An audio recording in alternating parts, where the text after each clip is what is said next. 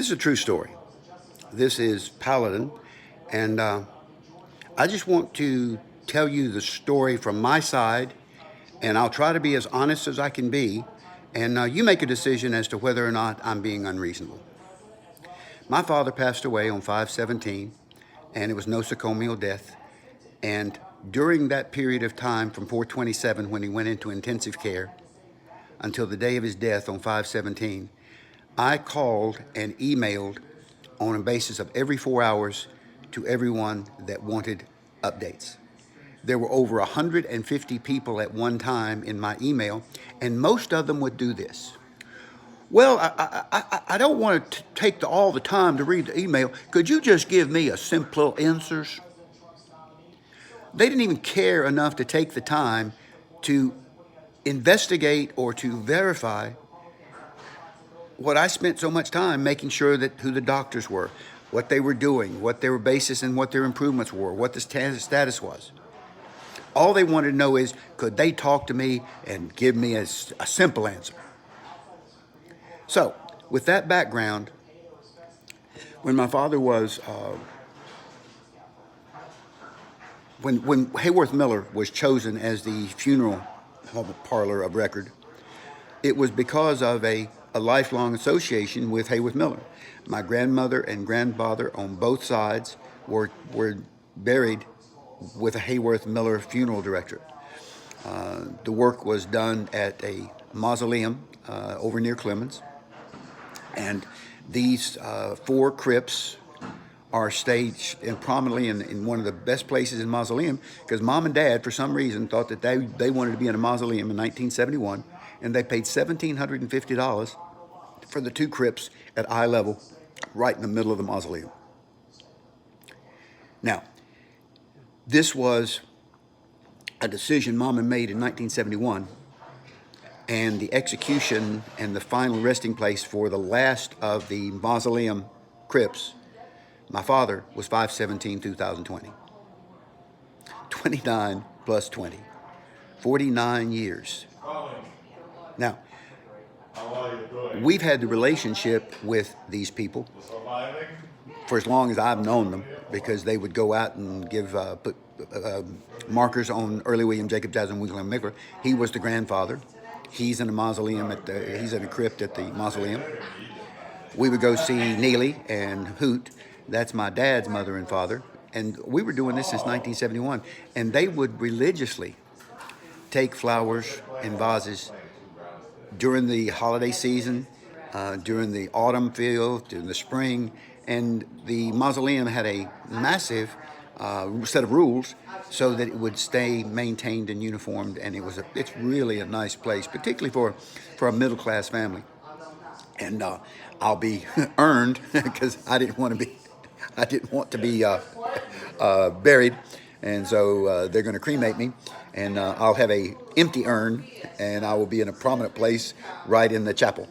But that's because I want to be sprinkled in Red Beach, and so I've already got the ticket reserved, and it's got an open ticket, and it's good upon my death. But that's a here and there. So that's the kind of relationship I've had with these people for all these years. They've put all the memorials, the bronzes, they've done all of this.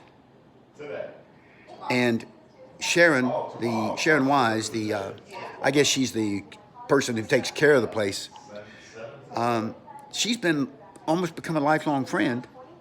And about 6 months ago, well, May 5/17, when we're doing the process to get the mausoleum ready, there was a little plaque that's a little bronze plaque, and it's supposed to be placed right in the middle of the mausoleum area.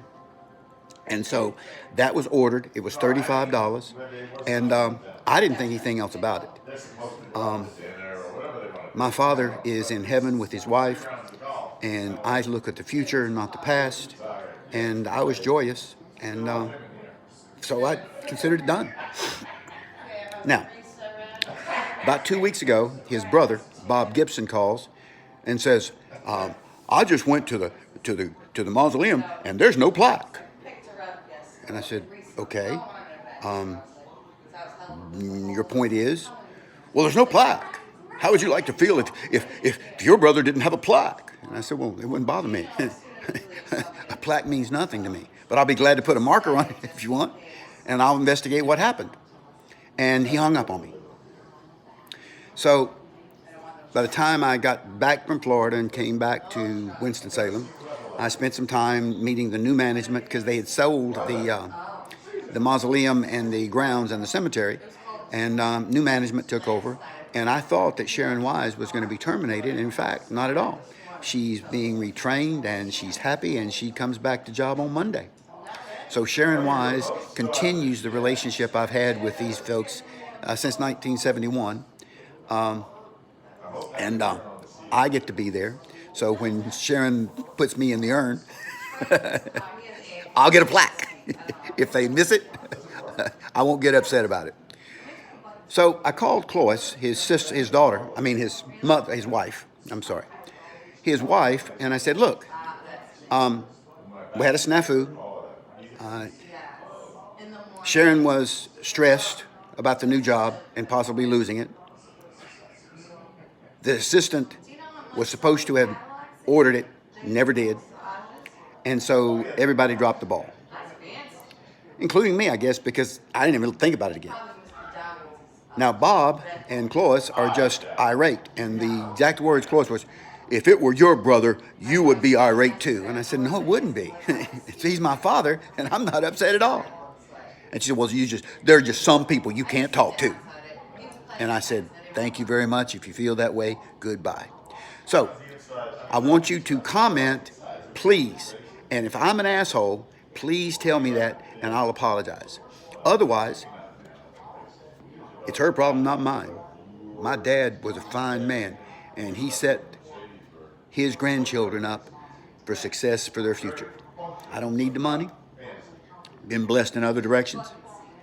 And to have a brother and a wife tell me that I just can't be talked to, actually, it sort of pissed me off. So tell me the truth. Tell me if I'm right or wrong, and let me know.